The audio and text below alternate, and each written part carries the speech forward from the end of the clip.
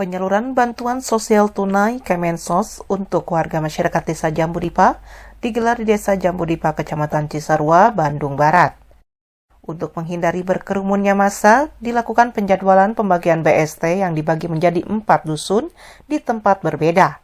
Kali ini pembagian BST Dusun 1 yang dilaksanakan di halaman Sekretariat Ikatan Bidan Indonesia (IBI), tepatnya di RW 01 yang terdiri dari RW 1, 2, 4, 16, dan RW 17.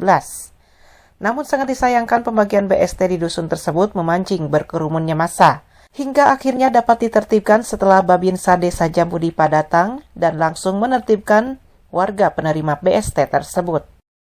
Untuk penertiban pendataan warga penerima BST tentu saja didampingi para ketua RW dan RT masing-masing. Namun lain halnya warga masyarakat RW 17 sama sekali tidak didampingi ketua RW dan ketua RT masing-masing. Padahal peran mereka sangat diperlukan untuk mendampingi warganya dalam penerimaan BST tersebut. Dari Desa Jambudipa, Dudi Kotok, Hadas TV melaporkan.